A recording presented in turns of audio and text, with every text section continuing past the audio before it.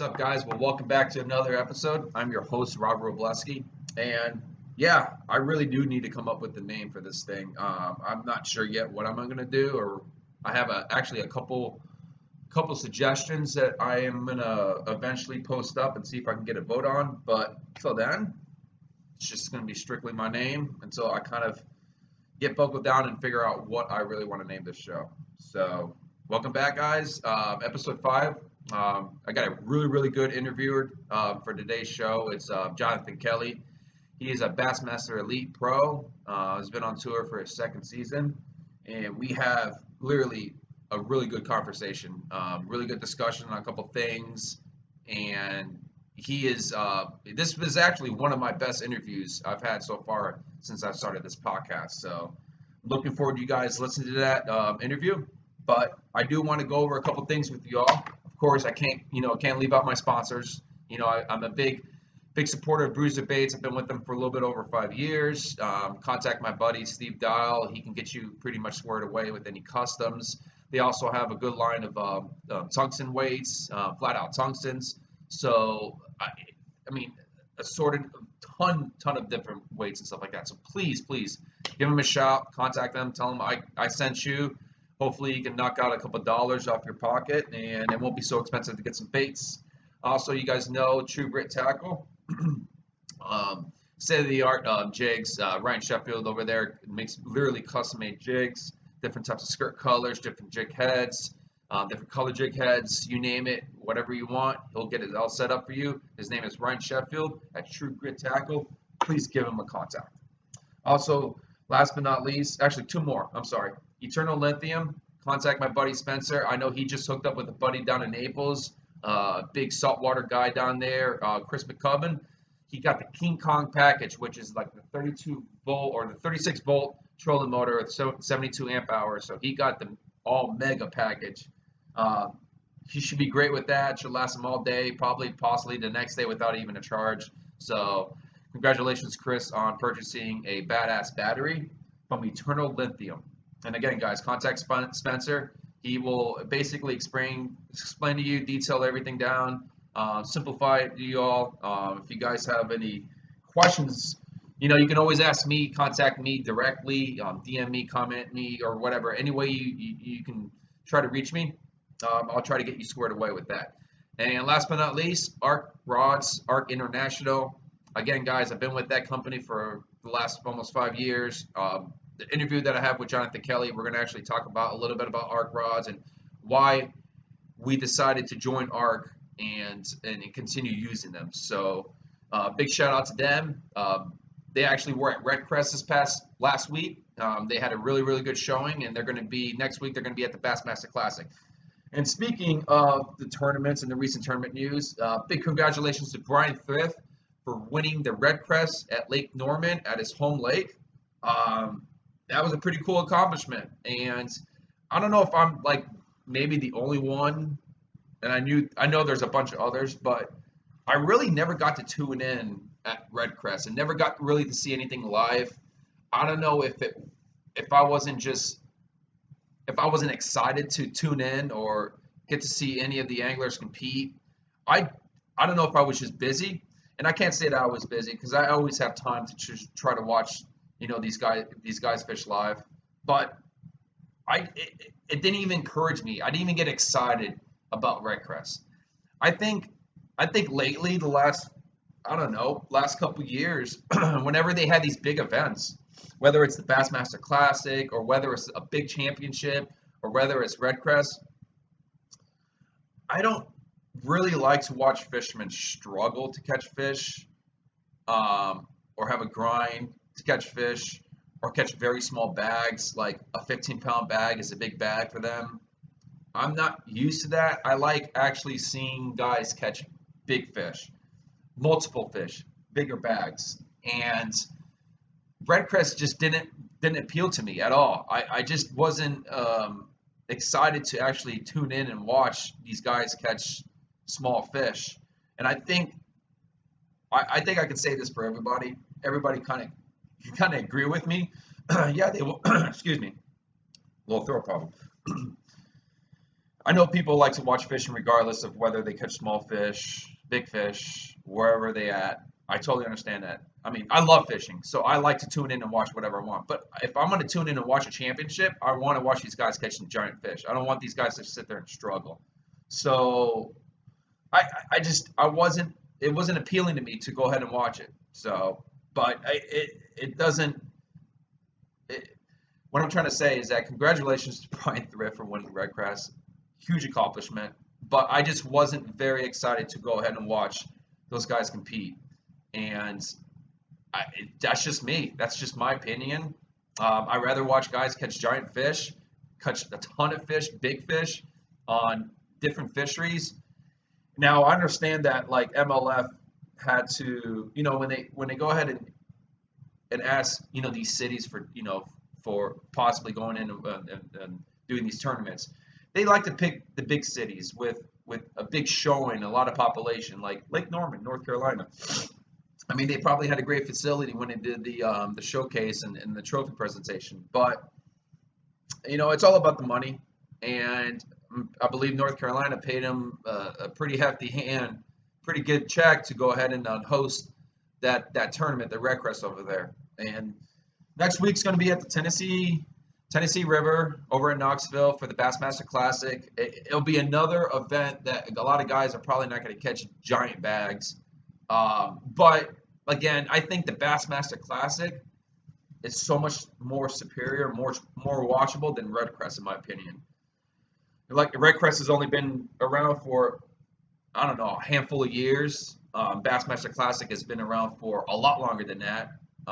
So the Classic itself is more appealing to watch than it is for Red Crest.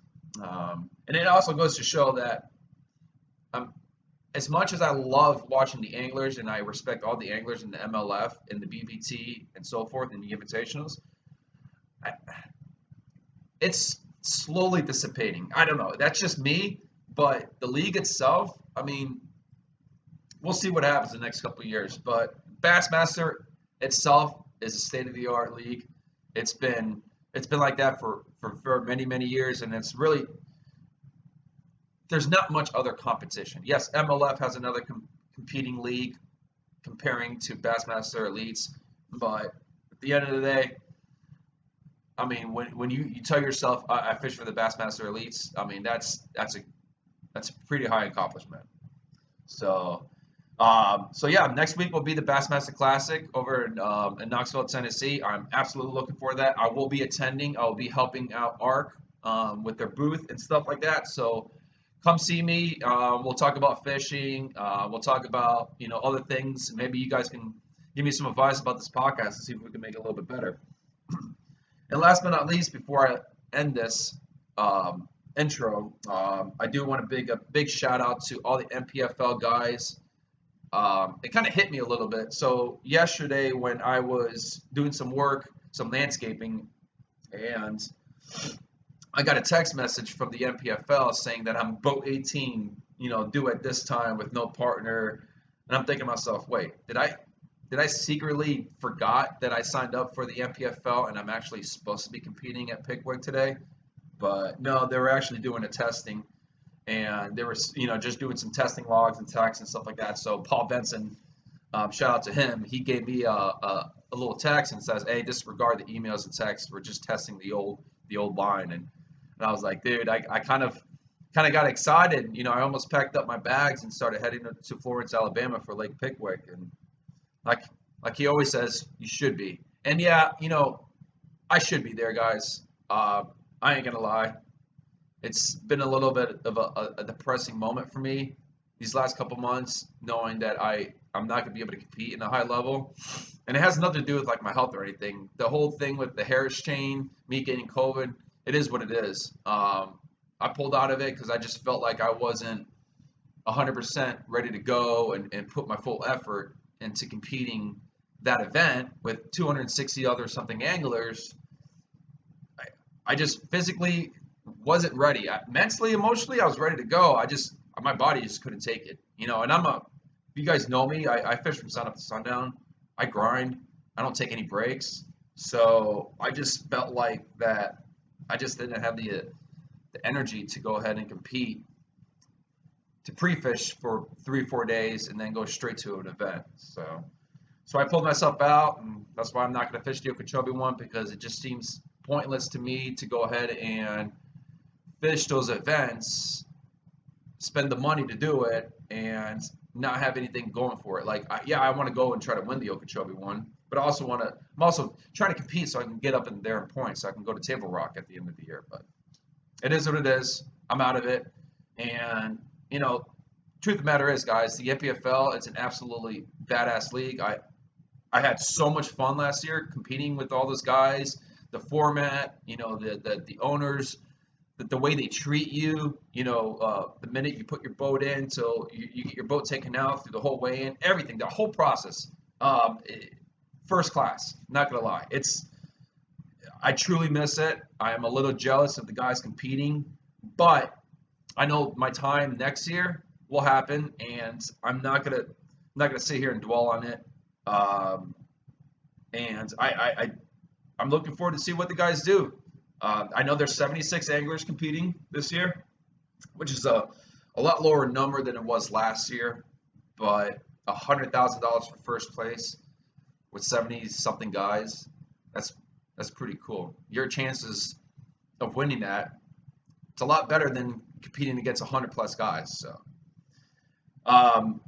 Lake Pickwick, day one is today. They actually just got done launching, so hopefully I can go back throughout my day and see who's leading it on the bass track and stuff like that. But anyways, guys, enough of me.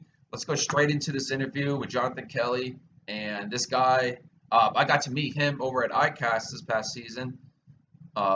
This past year at ICAST for the first time, and had great conversations with him. We went out to dinner, had some cool talk and stuff. So I'm looking forward to see how he does the rest of the year. So stay tuned and watch this interview, guys. What's up, Jonathan? What's going on, man?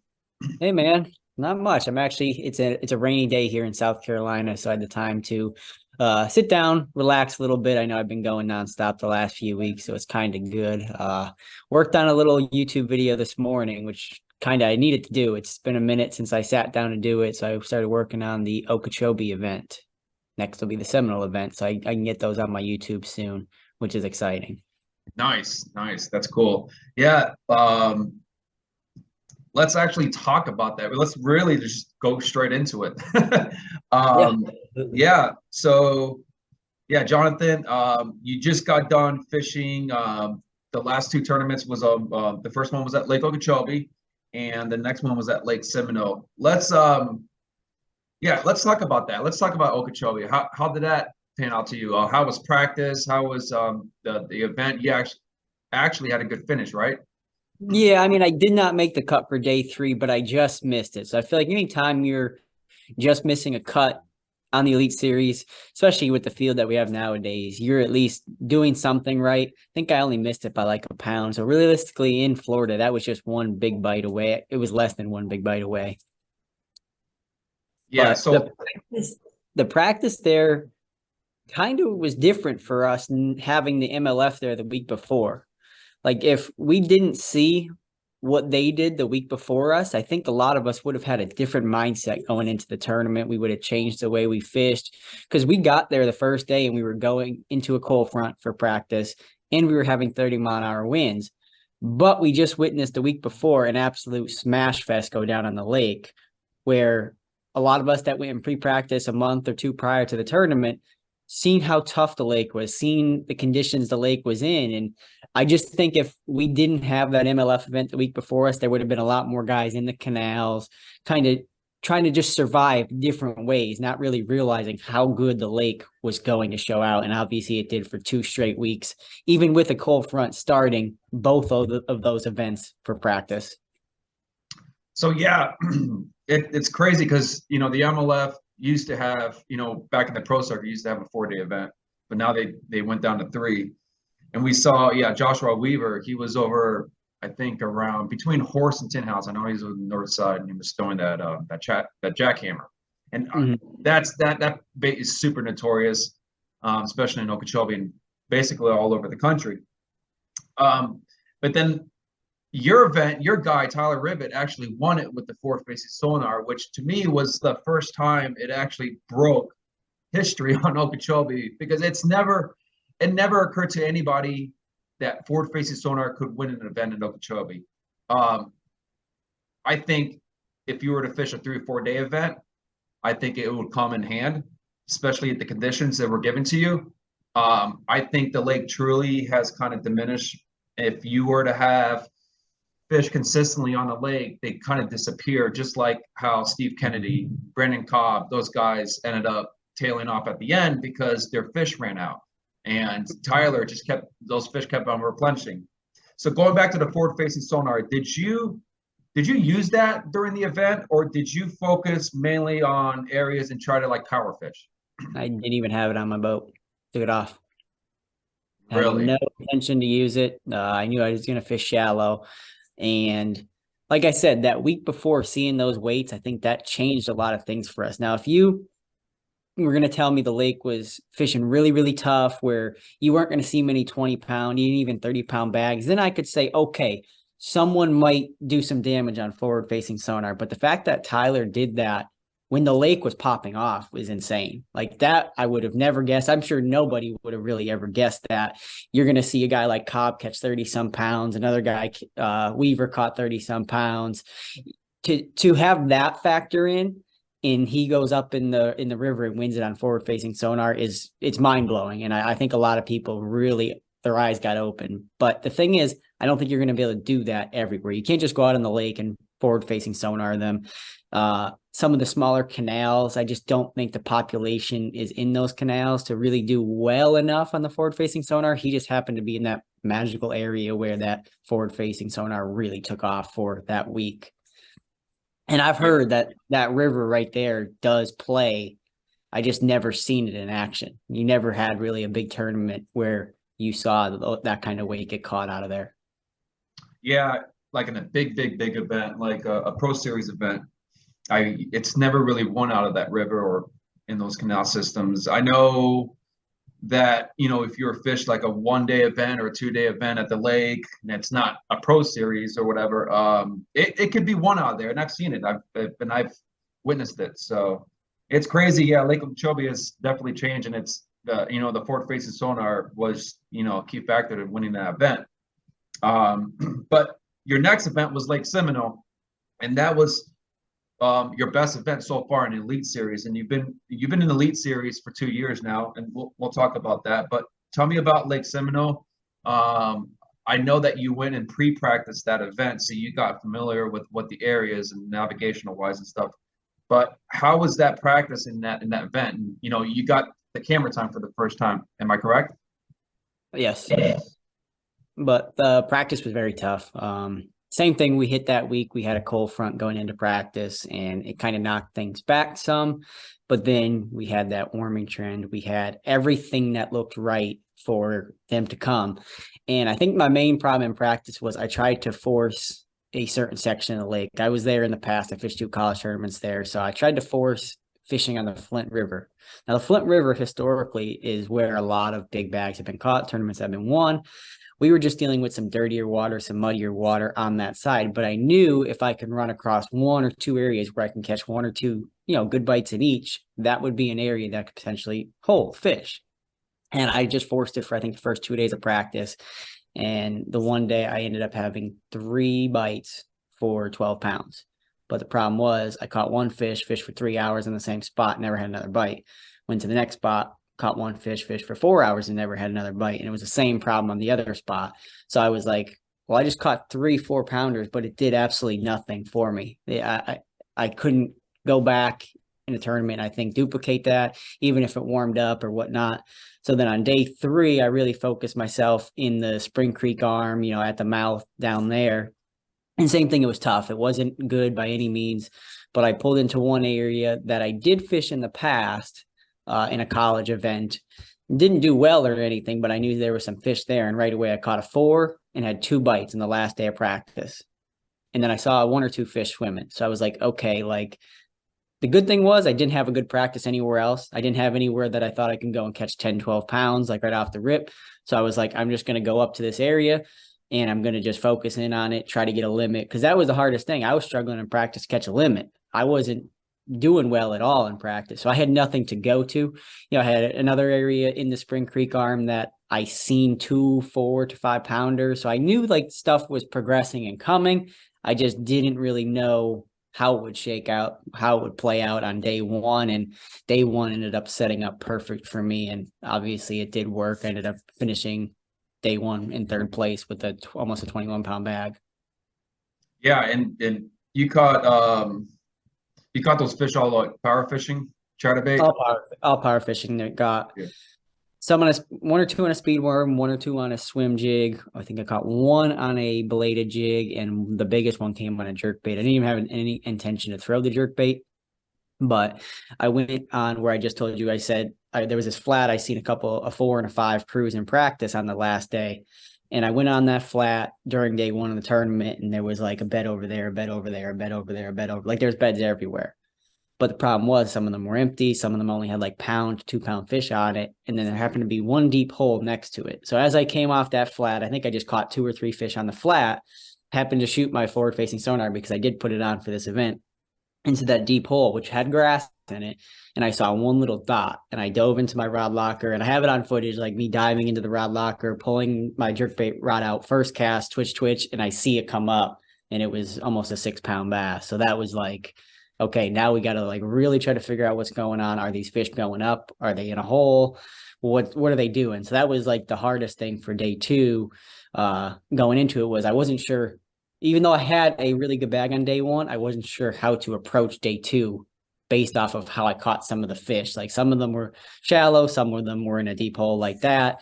Others, like I didn't have a consistent thing where I knew I was going to go back and catch them right away on day two. So I really had to think about it on day one's night and try to come up with a game plan. I know like Zona had called me. He's like, what's your plan? And I'm like, I honestly don't know yet. I said, I'm thinking about going back and running the same pattern, same spot, same route that I ran, just to kind of see how it shakes up again. Because even though I had a good bag, I wasn't locked on anything. But I think that was key for my entire event. I never got locked on anything, even during practice, during the tournament. I just kept it open mind. And I think that was the best case scenario for that event for me. Basically, you were just fishing in front of you and just picking it apart, and with any bait possible, you know, just trying to pick that area apart. That's what it seems like. You never had really a consistent pattern. Yeah, kind of letting the bite or lack of a bite dictate what I would do next, the next decision I would make, the next bait I would throw, the next spot I would stop on, stuff like that. I know in a lot of tournaments you go into it, you want to hit spot 1, 2, and 3, and you're like committed to those. That week I hit spot 1, and as I'm running to 2, I'd stop somewhere on the way that I had no intention, no game plan to stop on, but I just, I was like, okay, spot 1 didn't work. I need to change something up going to spot 2, and I'd stop. And it actually, a lot of times it was paying off. Like I'd stop, I'd end up catching 1 or 2 fish, then I'd roll on to the spot number 2 that I had. And then same thing as the day went on, I was on my way to a spot, I would stop somewhere else and I'd get clued into something else that was happening that day. Yeah. So that's cool that you got to get the camera time. Were you nervous about that at all? No, it was actually the best thing I honestly could say for me was having that on day 2, where I started on day 1. I also started on day 2, and I pulled in and there was 3 to 4 pounders swimming everywhere. Like it would have been insane footage if they were locked on beds and I could have caught them, because I mean, there was dozens. Like the cameraman was shooting them straight in the water, like just swimming by. So I think if I didn't have the cameraman, or if I didn't have a marshal, I kind of would have got a little bit more frustrated quicker, because I couldn't catch these fish. The water was too clear, and they were just kind of they just had pulled up. On day 1, I caught some of them that were pulling up feeding. Day 2, they were up kind of confused, wanting to bed, trying to pair up, but also it's like they weren't ready yet. So that was the hardest part about day 2, but it kept me cool. I was on the live. Like the cameraman I had was a really cool kid. We talked all day long, which it's a cool thing when you have that, because you're on live, but you also don't realize you're always on live. Like we're just talking fishing, we're talking throughout the day. So sometimes that gets shown in a live clip. Like you don't realize it. Like I'm just talking to him, like having a normal conversation, like he's my buddy. And then it's on camera because I just caught a fish and it's shown on live TV. But it's cool either way. That is pretty cool. Yeah, I hope one day I can, possibly get to that time and get that camera guy. So you got two lakes done. You got the third one so far coming up. You're in the top 30 right now in AOI. What's the third lake? Murray, Murray, and that's over in North Carolina, right? South Carolina. Both the next swing is the South Carolina South swing. So Carolina. we do Murray and then Santee back-to-back weeks. Cool, and that should be a good time. You should be, getting ready to start bedding, being on beds. I know pollen's everywhere, so make sure you get your squirt gun. Yeah, I think that both of those will be more so to more post spawn than spawn actually. Yeah, at the time. You never know. You never know with the weather, but I know we've had a lot quicker of a spring than we've ever had. A lot of bedding has already happened. They were supposed to bed this week. They really didn't because I think a lot of them already bedded a week or two ago. So I think it just depends on how the next month plays out across the entire state. I definitely see more of both of those events being a post spawn than spawn, especially like Sandy Cooper. Last year it was 100% on a spawn. Drew Cook looked at every single fish. This year to do that 4 years in a row, I don't see happen, or 4 days in a row, I don't see happening, which is very, very late in April for both of those events. I think it would even be a little bit better if they were flip-flopped. So what month is the Murray one? The third week of April, and then the Santee one is the fourth week of April. Being up here in Georgia, geographically, those are pretty close to where I'm at. And I was pretty surprised when the Invitationals, when Dakota won that one in Clarks Hill, that a lot of those fish were moving up on beds. And I'm like, that is so soon. And it's like you said, we're getting that worm trend so early now, when fish are moving up a lot sooner than we anticipated, or what that we should expect. And that obviously is going to have some effect. Fish are going to be all over. They're going to be, pre-spawning, post-spawn at that time. So should be interesting. So like last year, 2022, tell me about that. You kind of was a rough year, wasn't it for you? Yeah, it was probably one of the worst years I've had fishing in a long time. I really don't know who that guy was that was fishing in my place. Yeah, was it just every event it didn't go to your favor? Was it the lakes? Was it just because your rookie year and you stage fright or the nerves, or what was it?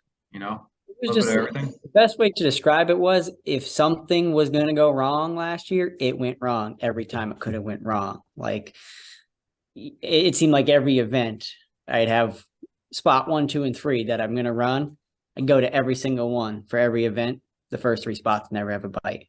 Like, it was so consistent every tournament. And I had some mechanical issues. I had a bolt in my jack plate break the one time. I had some equipment issues, some other things, just things that you can't control happened.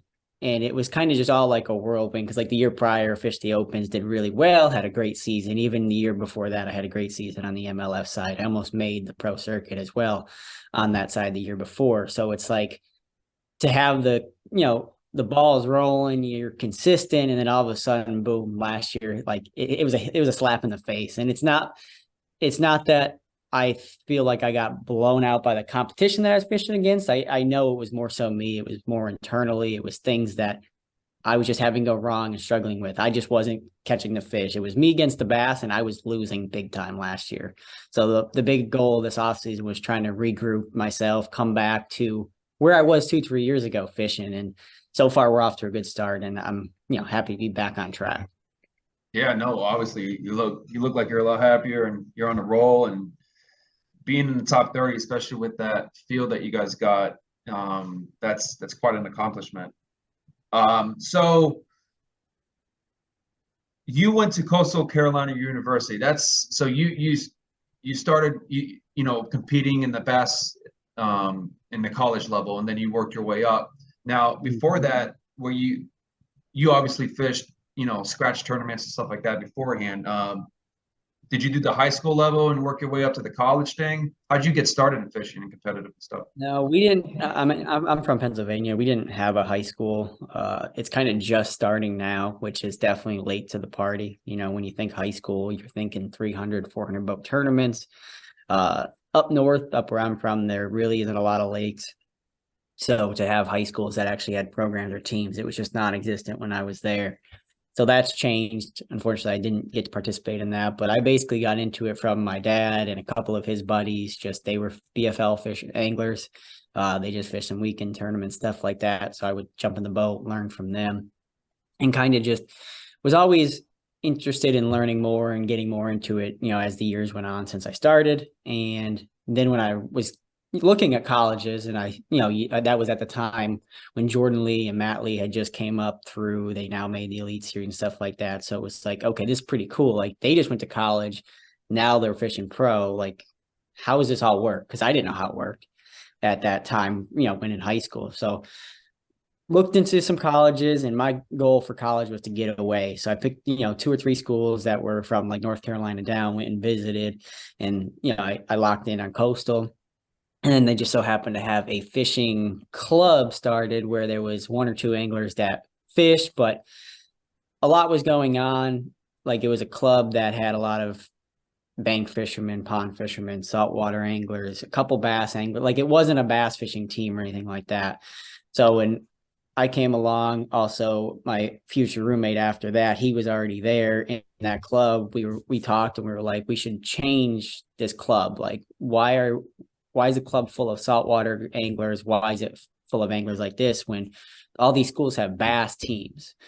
Can we make this club a bass fishing club for, tournament purposes, stuff like that? The school already had a saltwater anglers club as well. So it was like, why can't we just, divide where we focus on the freshwater, pond fishing, bass tournaments, the Bassmaster, MLF or FLW at the time. And that's kind of what we did. We started like working that up and improving that. And when me and my, like I said, future roommate, his name's John, we fished together my freshman year.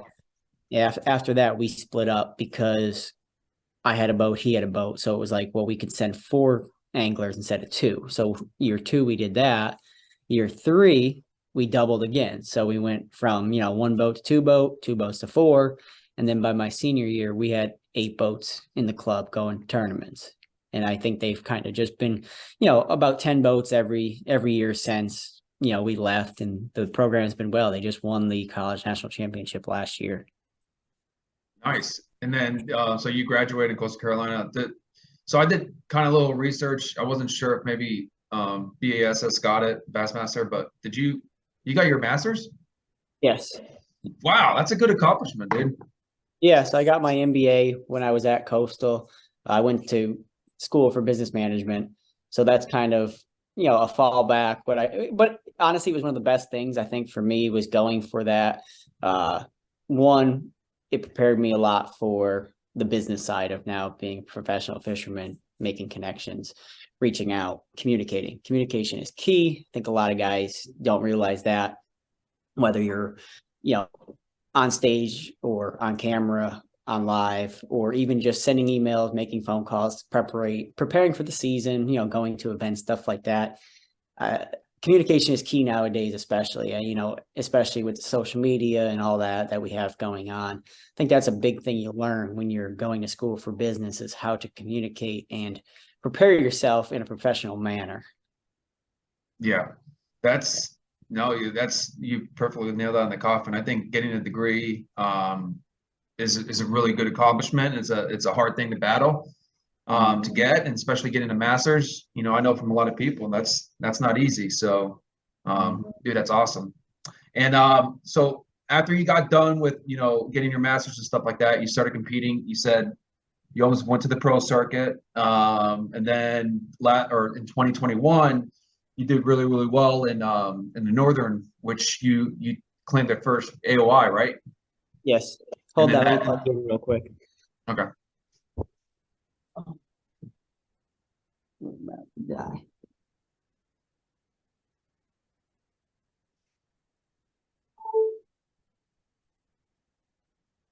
Perfect. I'm charging now. It's all good. So yeah. So in 2021, you fished the Northern Bass Opens, and those were 3 events, right? Mm-hmm. and then you went ahead and won AOI, so you claimed the spot, or you got an invitation to fish the elites. So when you got that, like, you were probably tickled to death, weren't you? Yeah, I mean that was kind of the goal. I still am, was buddies prior to that with Jamie Hartman, and he started. I think he traveled for himself the prior year alone, and it was the year I had just missed the pro circuit. I missed it by one spot.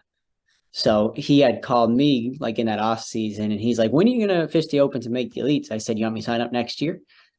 And like said as a joke. And then he's like, "No, seriously." He's like, "I need a travel partner." He's like, "I need someone to travel with, and whatnot." So I was like, "All right, I'll jump in the Opens."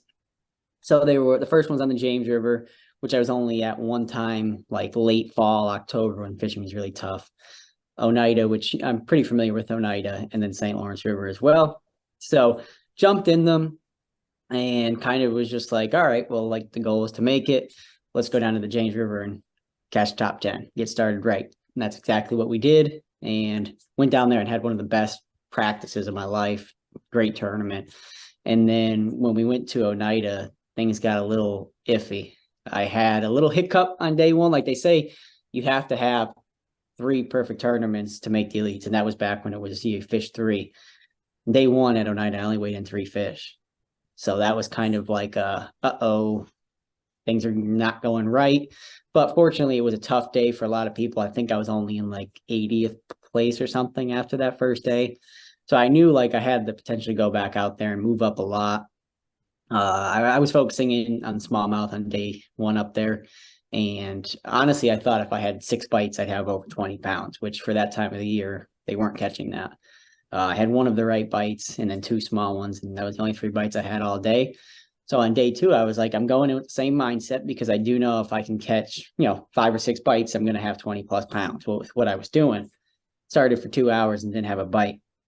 So I was like, yeah, we're going largemouth fishing. Like a lot of people don't even do it Oneida, but I said, I'm going to go largemouth fishing, and it is what it is. I just need to catch 5 and see what that does in the standings and whatnot. Then I ended up going and catching like 15, 16 pounds of largemouth, which is a stout bag. And it kind of saved my tournament, saved my event, saved the entire year. I think I ended up finishing like 30th, 31st, something like that. So I jumped up a lot. Regretted not just going for largemouth on day 1, because when I did on day 2, it was almost like it was easy. Like I just didn't expect it to be. I didn't practice it a whole lot, knowing that the smallmouth bite was the key to winning. And, you get so locked in on trying to win every tournament, but now, especially making it to the elites, you realize you can't possibly win every tournament. Nobody can.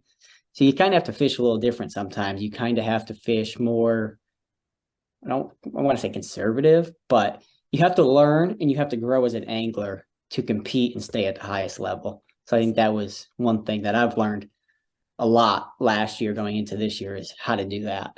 I learned there was a few mistakes I made last year where I dropped a few places because I tried to do something dumb or try to go do something off the wall.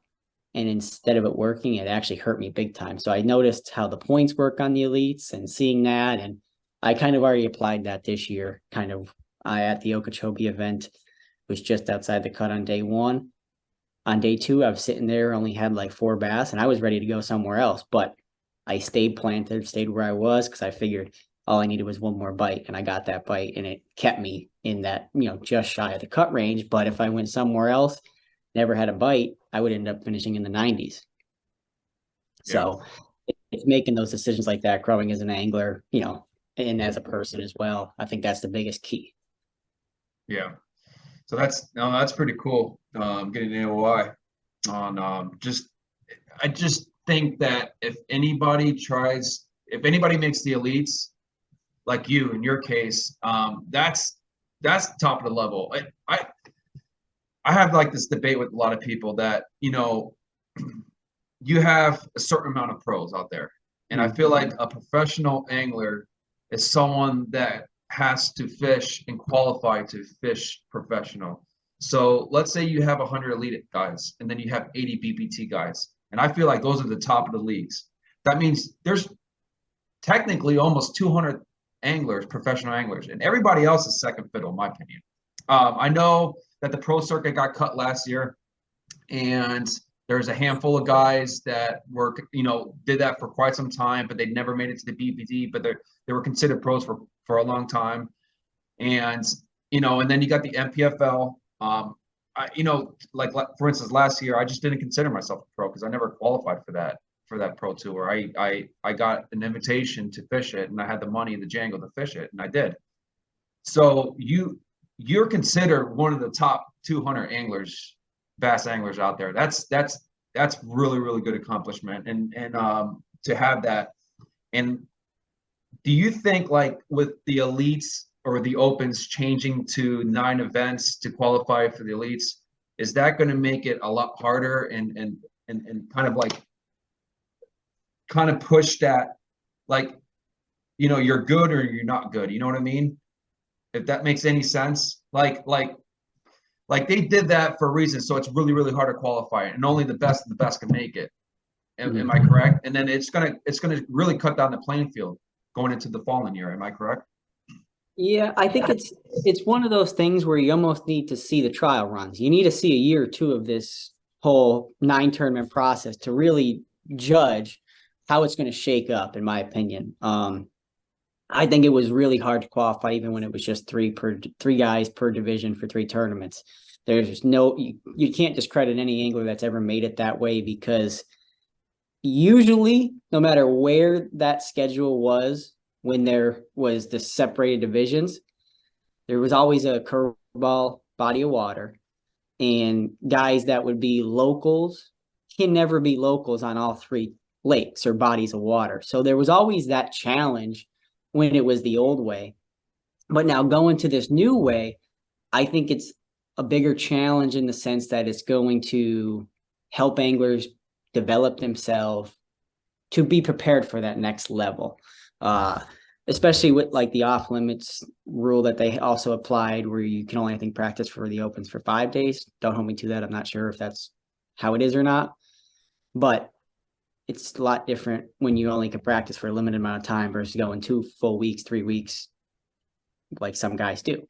So having that off limits period, having a set 9 schedule for those opens, the travel, I think, unfortunately, it is costly for sure, but it's preparing an angler for that next step. He's basically taking that next step, but it's also going to be comparable. Now the elites is comparable to the opens in the sense of the travel, the amount of tournaments, the time on the water. It's a lot more in line versus how it was in the past. Now, the competition standpoint, I feel like that 9 tournaments, what that did was it put more anglers committed. I think, I don't know if you know the number, but wasn't there like 175 guys that signed up for all 9? 175 guys that signed up for all 9. Yes. So what that told me right there is there are 175 really serious anglers that are going to take it serious, that want to try to make that next step. When you had it where there was only 3 tournaments in a division, you had a lot more locals jumping in. A lot of guys that just were maybe fishing 1 at a time, wasn't trying to necessarily make the elites, more so wanted to just do it for the classic. If they want on their local lake, they can make the classic. So now I think your competition is going to be a little more stiff in the sense that a lot more guys are taking it serious in a sense to make it to that next level. So you're going to have a lot tighter of a field. It's going to be harder to finish middle of the pack. Whereas when you were fishing those individual divisions, a lot of times I think you could have eliminated some of that field. They were just local guys that might have lived around the lake, just jumping in the tournament, just because I'm an hour down the road, I might as well jump into it. I don't have any interest in making the classic or making the elites because it is what it is. But there are some guys that I know jumped into opens like that just because they were local in the past.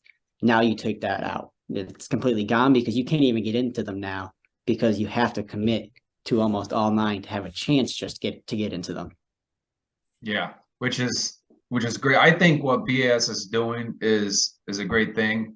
To have, you're like you said it, like you got 9 events. It kind of builds you to get ready to, if you do make the elites, that you're set in stone. You already got that 9 tournaments. You got that feeling, that mojo, and now you're ready to go attack the elites. I know personally myself, I'm taking a break this year, but I am going to go ahead and fish all 9 opens next year.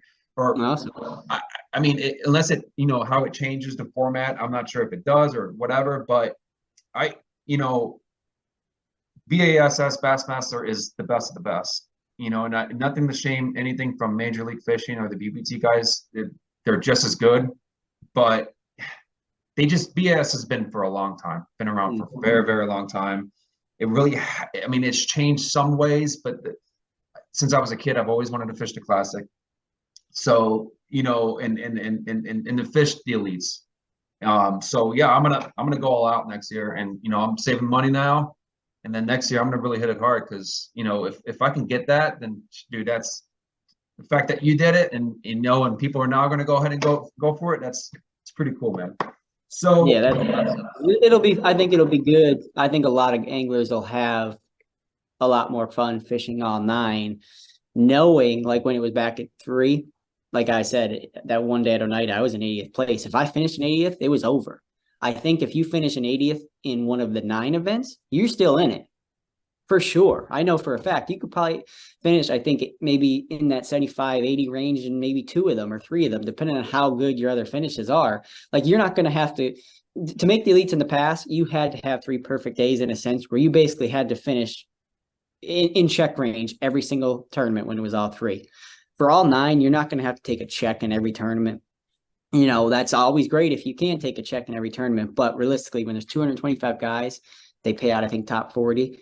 Take a check in 9 events, that's stout. And whoever does that will win Angler of the Year for the opens for sure.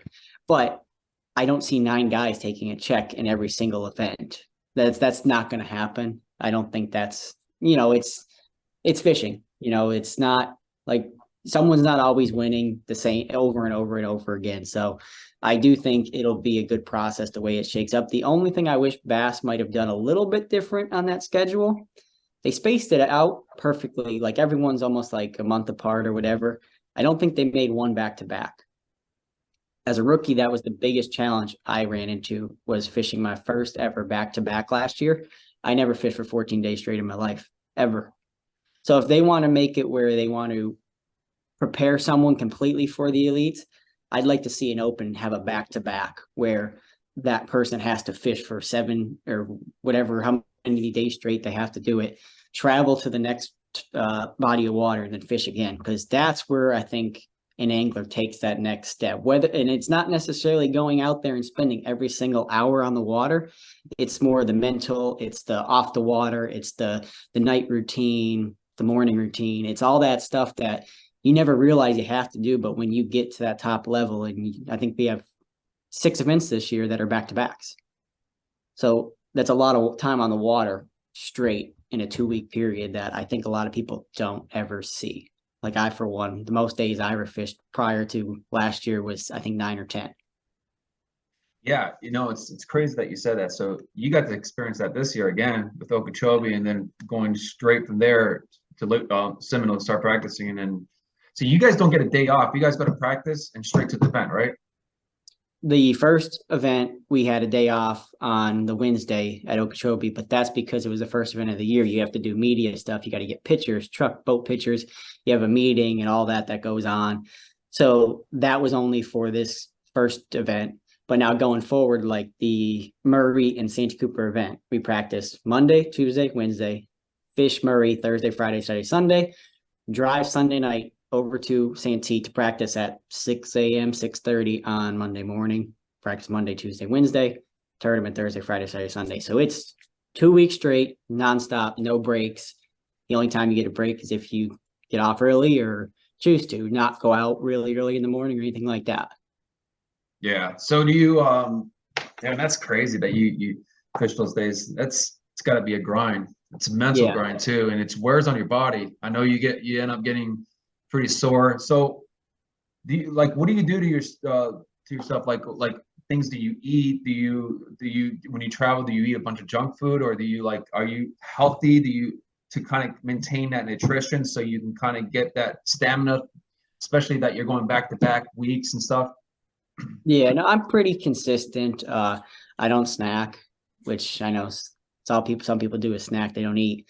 I just eat. Like I'll eat when it comes to tournament time, my mornings are consistent every time. It's a protein shake and a bowl of oatmeal for breakfast, just because it's quick, it's easy, and it's filling, and it's also healthy enough for you where you can kind of get started for the day, and it holds you over till about lunchtime.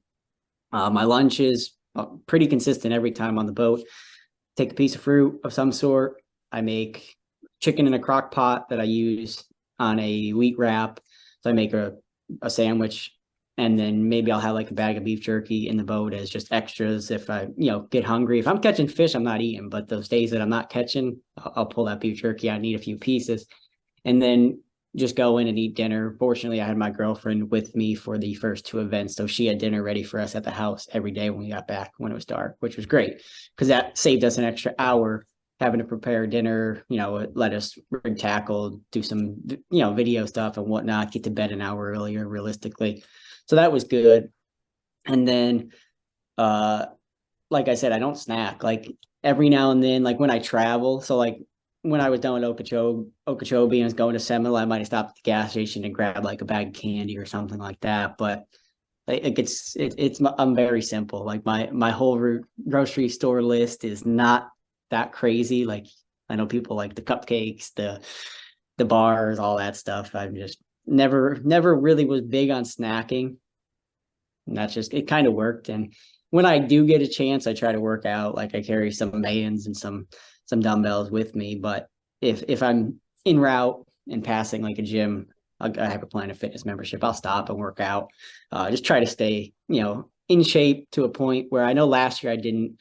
I think it was just the stress, like just being in the elites. I didn't work out.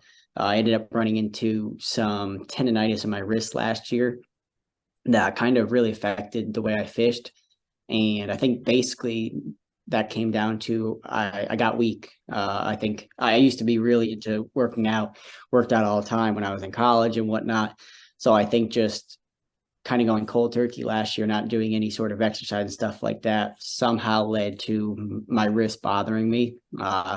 Ever since this off season, I have not had the pain. I've got more into working out again, staying in shape, eating a lot healthier, and that kind of, I've seen a lot of improvement on that. So I think it's a big key. I'm not a huge eater anyways. So what I eat, I feel like it's just enough for me throughout the day to maintain, and also, not ever get out there and, be sick or weak on the water or anything like that. Big thing is staying hydrated. I mean, especially when it's hot, like I'll drink anywhere from 10 to 12 bottles of water a day. Yeah, no, you got to keep yourself hydrated. I know living in Florida, I mean, there'd be days out there that, I mean, if like 3 hours goes by, I'm like, dude, I need to drink something. Because you get tightened up, and whenever you cast and stuff, you get that sore spot. So, hydrate yourself. I know people are completely against it, but I eat bananas on the boat just because of the potassium. Yeah. I mean, they're good for you. Care less. There's no myth to that. I don't believe in that crap. So I'm not too superstitious either. But like I said, my fruit usually is an apple. That's just easy to grab and eat while you're idling. But yeah, banana works. Strawberries. If someone's there to cut you up some like cantaloupe or watermelon, that's pretty good, especially on a hot day, especially when you're in Florida. A nice piece of watermelon would hit the spot, but that might lead to a mess on the boat sometimes if it's all really juicy. Speaking of mess on the boat, I went to Chick last Tuesday, and I caught myself almost a 30-pound flathead. And I had a really, really expensive crankbait that I wanted to save. So I ended up gilling her and tossing her in front of the boat. Dude, it left the most nastiest stain and everything. I had to pressure wash it. So yeah, living up here too with all the orange clay always gets on your boats. I wasn't used to that when I was living in Florida. So. The difference between me and you is I wouldn't bring one of those in my boat. They stay on the side, and I got like this pliers that's like this long, and I do my best to try to get them off. I never bring a catfish in my boat, ever. I don't touch them, nothing. I don't know. I thought it was pretty cool. I'm like, and when I went to pick it up, I'm like, damn, this thing is really heavy. I weighed it. And then I think it was like 30 minutes later, DNR stopped me to check my license and stuff like that. And I was telling them, like, dude, what is the lake record? Because I caught about 30-pound flathead, and they were like, dude, you're not even halfway there. It's like 70 pounds. I was like, oh, God. That was crazy. Yeah, I caught a big one. Big one the other Yeah, day. I'm here at Santee Cooper, and I had one pull me all over. So, did it. hmm Yeah, I've caught some big ones in the past. So what is your favorite lake to fish? Definitely St. Lawrence River, Lake Ontario. Just it's where I fished a lot. If you're gonna go down south, I really liked St. John's. I know it's kind of on that downward trend, unfortunately, but just one of those lakes I really always liked. I fished I think two college tournaments there, an MLF or FLW Toyota series, I think at the time, and then the elites last year. It's always treated me well. Yeah. And so, yeah, so St. Lawrence, that's like your favorite place to go to, favorite lake, favorite city. Yeah, I mean, if you're from the South and you've never truly gone smallmouth fishing, there's no better place to go. Uh, it's truly the mecca of smallmouth fishing. It's incredible what it's become over the last 5, 10 years, and just seeing the place grow more and more. And it's just pumping out so many big smallmouth in that 4 to 6 pound class. It's insane, and you can go up there and have the time of your life. You get on the right areas where they are. That's pretty cool. Yeah, I think we plan on, if everything works to our favor, that we plan on going this summer up there. Another reason why I took this year off was just so I can spend some time up there this summer up in upstate, and because I've never been up St. Lawrence River, and that's one thing that's lacking on my game is really the smallmouth. So get up there and kind of learn the whereabouts, even though the fishing there is so unbelievable. I mean, it's still going to teach me some things, but just being up there, upstate New York during the summertime, just anywhere up north during the summertime is awesome. So it's always Yeah, cool. you wake up, you got the nice cool mornings where you put a hoodie on, but by the end of the day, it's like 85, 90. Yeah, That's what's up there. I I like love that. that. Yeah, and I mean it's kind of like what it is now, but today it's 45 degrees. It's cold and wet. I don't I don't want to wear shorts. But yeah, um, you'll enjoy it. yeah. So living in PA, what's it like? What do you do there? Well, like I said earlier, there's not a whole lot of lakes. The ones we do have are, much smaller, just locally fished lakes. So that's kind of when I do fish, they're just small, mile, 3 mile long lakes. Nothing too big around me. Uh, don't fish a lot of tournaments around me. One here, one there. Sometimes I'll jump in like a big fish Wednesday nighter with my dad when I'm home and stuff like that. But other than that, when I am home, I do work for my dad. He has a construction business and whatnot. So when I am home and not traveling, that's what I'm doing in the winter time. We have a snow removal business. We, uh, you know, commercial, residential lots, driveway, stuff like that, plow, salt, all that, and remove the snow. I haven't been home for the last 2 winters. It's kind of worked out nice. With the elite season starting, the last 2 seasons, I would leave like in January and go pre-practice for like a week or two, and I would hit it like dead on perfect. I would leave, and the next day it would snow. So I'd kind of get out of having to do that, the snow removal work, and then I'd come back for a couple weeks and we wouldn't have any snow, and then I'd leave for the elite season and we'd have snow again. So it was always like it was kind of funny how it all shaked up, and it worked for 2 years straight. But he handles it all when I'm not around. And then when I do go back and we start getting into warmer weather, we'll start doing the construction work and whatnot. Oh, that's pretty cool. Yeah, it's always good to have a side job, especially if you're not fishing and you just got that lone time, especially for guys up north, they can't really go hunt because it's snowing. They can't really fish because everything is frozen. So got to do something to put some jangle in that pocket. So are Yeah. you like into any sports, any hobbies? I think you golf, right? I golf, yeah. I big hockey fan. Played hockey when I was younger, played soccer, played tennis, golf. I played a lot of sports. But the one sport that I still truly follow and am real avid about is hockey. Try to watch. I'm a big Penguins fan, so anytime the Penguins are on, I try to watch them as much as I can. But yeah, I golf. Have my clubs with me. Hopefully, at one point, I think me and Daryl Gleason were going to get out at some point between like now and the classic and whatnot. Whenever he gets up this way, we're going to try to get together, link up, and hit the course. What's your handicap? I don't even know. It's been so long since I've played, and I never really calculated that. I just go out and play. But anyway, I usually shoot around like an 80 to a 90, like for 18 holes. No, that's good. I mean, I'd be happy with the 80 or 90 all day. I mean, I play a couple days a week. I live on the course over here in Georgia, and it's very narrow. So if you don't hit the ball straight, you're losing it most of the time. So there's a lot of Yeah. droppage. You know, I get a lot of bogeys and doubles when you can easily get a birdie or par. Yeah, Um, I played in high school, and it's funny because like once I like went to college, I didn't play at all in college. I actually picked up a club on the day before graduation when I graduated with my master's because the one kid I was graduating with worked at the golf course at school. So I went 5 years, never played at all. Picked up the club and I was like, oh, I still kind of know how to play. And then when I went home, all my buddies that didn't play in high school all started getting into it because it's one of those things. Once you get like 22 to 25, everyone seems to get into golf again. And they started playing and like it's kind of funny because like now I'll be away fishing and whatnot and I'll go home and we'll all get together and we'll play and I can like hang with them and they're like, what the heck, like you ain't played in like 6 months and you shoot the same score as we do or you do better than us. And I'm like, I don't know. I mean, I just go out and play. Like they want to practice. They're all into, taking their time, practice swing. And I'm just like, just one of those things. It was like, it was just one of those things I learned young and it just came naturally to me in a way, but never was interested in like taking it to the next level and trying to get really, really good at it or anything like that. Focus on fishing.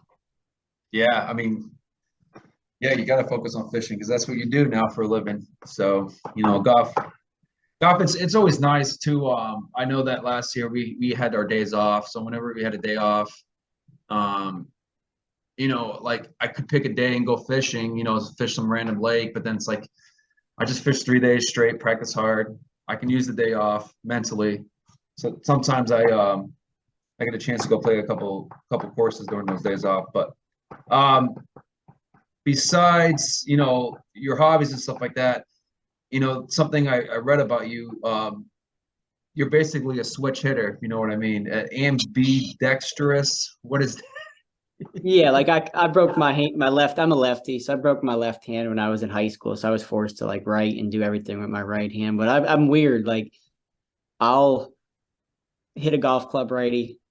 Uh, Same thing with a hockey, but then I bat lefty, like a baseball. So it's like complete opposite. You're going from holding it like this to the baseball bat like this, and you're swinging the complete opposite way across your body. So I've always been goofy when it comes to stuff like that. But the weird thing is I can't fish opposite. I have to use everything right-handed. I cannot fish at all using a left-handed reel or a left-handed bait cast or spinning reel or anything like that. It's weird. that is crazy you say that because I'm the opposite. I reel with my right hand for bait casters, but I cast with my right hand for bait casters. But I can't. So you like switch the cast and then switch it over. See, I just cast with my left hand and just start reeling with everything. No, I can't cast with my left hand. I got to cast with my right hand and reel with my right hand for bait casters. But for spinning rods, I cast with my right hand, but I reel with my left. Yeah. I don't know why. It's so weird because like, so the way I do it, like obviously your power hand is the one that's on the rod, like when you cast, you're casting because your right hand is probably your strong hand. Yeah. I'm casting my left because my left hand is my strong hand. But like if I was to throw a punch, arm wrestle, I would use my right hand. But when I use my right hand on the rod, like if I pick up someone's rod to just make a few pitches or something, and I'm like reeling, I'm like, if I get bit, this is gonna be bad. Like your rod might go in the water because I just don't have strength to hold a fishing rod in my right hand for some reason. But yet that's my dominant hand when it comes to strength, but not for like writing or anything like that. Yeah, it's crazy because so weird. Like it is weird because like when I used to guide and I've had clients that says, "Oh, can you switch the handle from the left to the right on spinning reels?" I would do that. So I'd cast with them and try to reel it. I'm like, this is so awkward. But like I do the same thing when I'm doing bait casters. Like I have a vicious left hand set the hook, but I can't do it with the spinning rod. It has to be on my right hand. It's the weirdest thing. I have one story. We were at St. Lawrence and I was fishing with a buddy. We were fishing it was like the Kickstart tournament of the year up there I think 3 or 4 years ago. And it was a bed fishing tournament. and we had a couple beds marked and whatnot. So we got to this one that I had found the night before, literally at dark. So I had no idea how big the fish was. There's a fish there. It's somewhere between 4 and 6 pounds.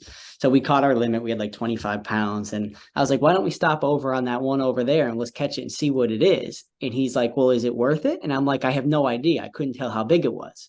So we get over to it, and he's like, well, it's your fish. You found it. Because like we went with separate boats to find them.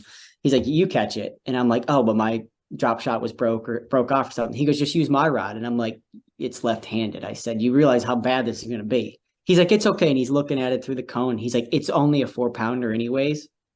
And I'm like, all right. So I dropped down, and he's like, did you drop down yet? And I'm like, yeah, it's down there. And he's like, the fish is gone. And I'm like, oh, I got him. So I set the hook, and all of a sudden he sees the fish and he goes, oh my God, it ended up being a 6.5-pounder. And here I am with a left-handed spinning reel, and I can't reel. So I'm like this, trying to fight this 6.5-pound smallmouth. And ended up catching it. It was a 6.5-pounder, but it was the biggest cluster ever trying to reel that fish in. That's crazy. You ever had a situation where like um you set the hook, like especially fishing braid, and we're gonna talk about arc reels in a second. But you ever had before you used arc reels, you ever had reels where you set the hook so hard on the braid that the braking system pops and the freaking just backlashes everywhere, Yeah. and you have a big one and you're trying to bring it in?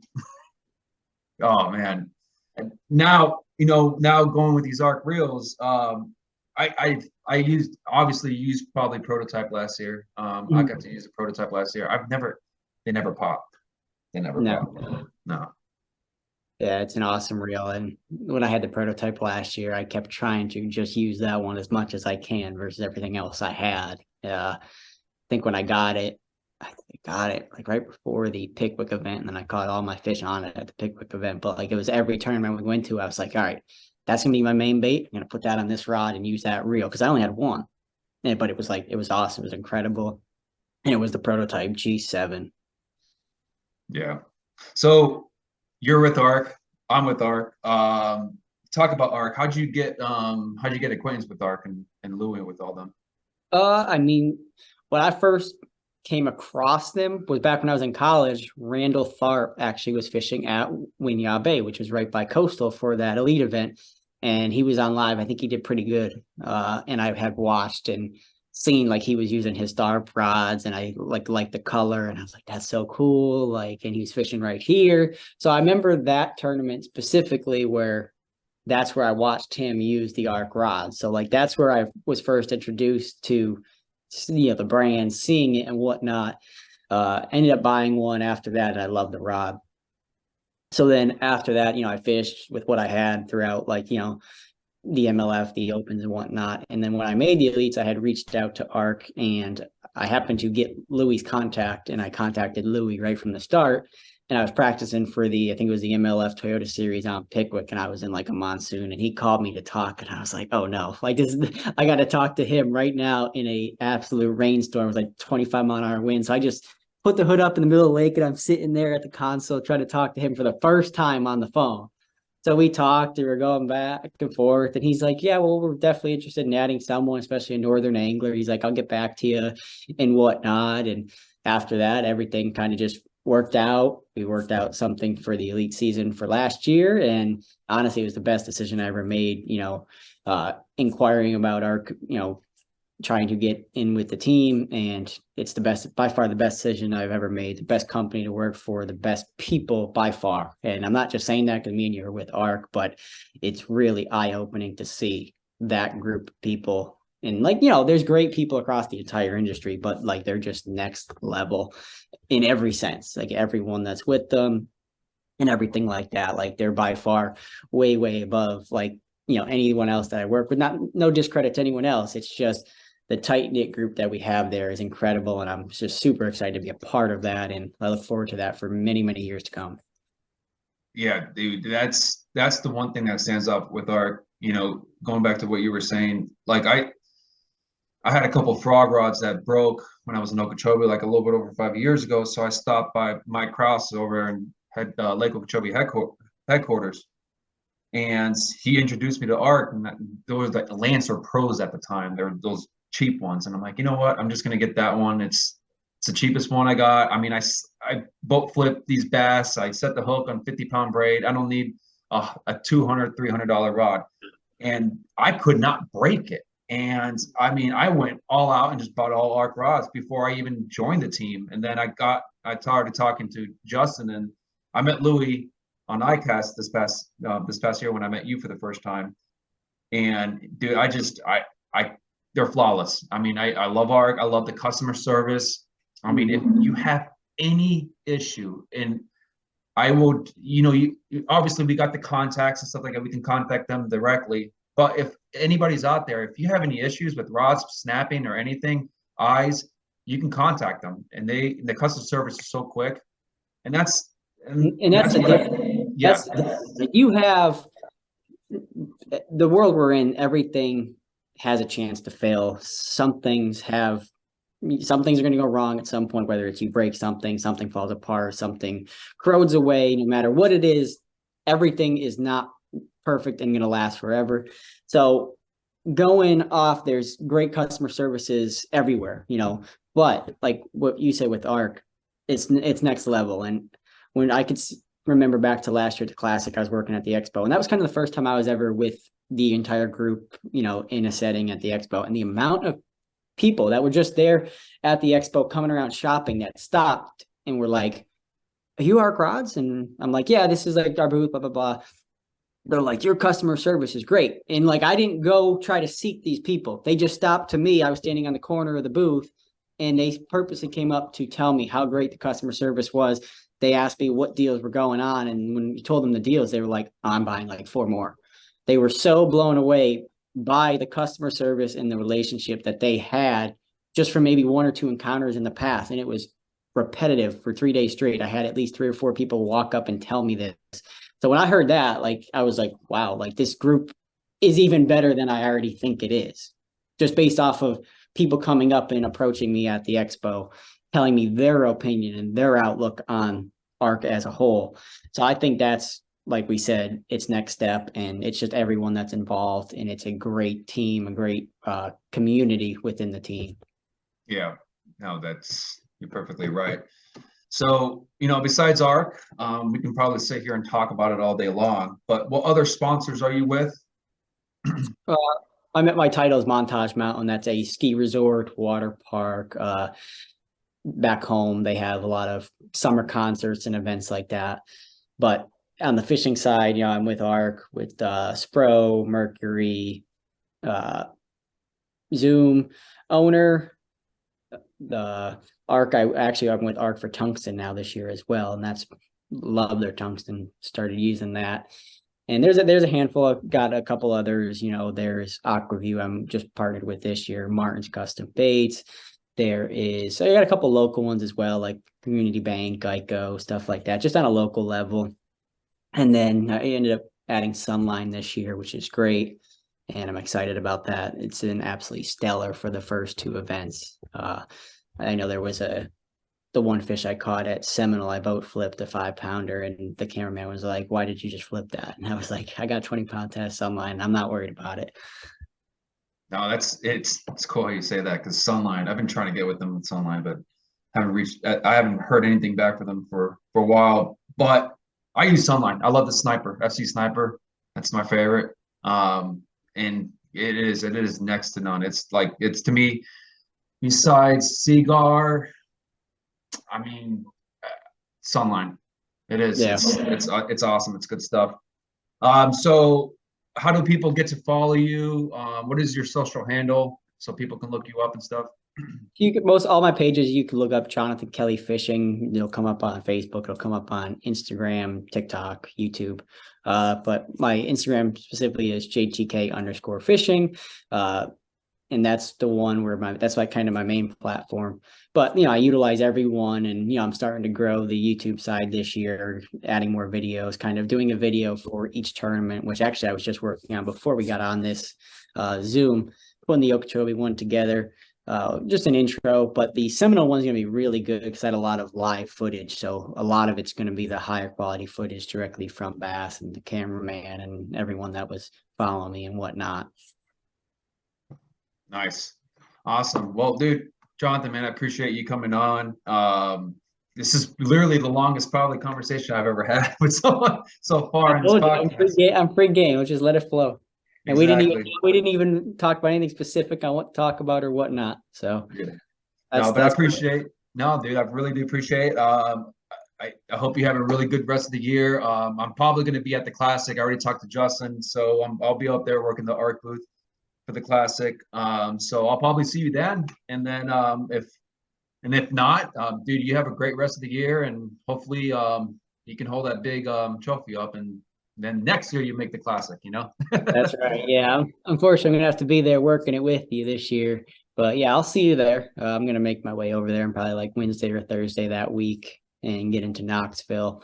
And I'm looking forward to it. I heard Knoxville is an awesome venue and whatnot. So again, being a younger angler, this is only my second year. I think it's really crucial to go to those and make connections. Even you're not there to like necessarily get anything out of it or obtain a new sponsor, but it's just connecting with some of your sponsors, meeting new people in the industry, and just meeting other fishermen and stuff like that. Meeting the kids, signing some autographs. That's really cool. So it's all a new experience. Like I never experienced that prior to making the Elite. So it kind of happened fast last year, and now we're here. So looking forward to now my second Classic where I will be working it and whatnot. But I want to be on the other side fishing one. So that's the goal this year. We're off to a good start. Definitely, dude. Top 30 so far, and hope you have a great rest of the year. And I'll see you at the Classic, Jonathan. All right. Sounds good. Thanks for having me. I appreciate it. All right, no problem. Later.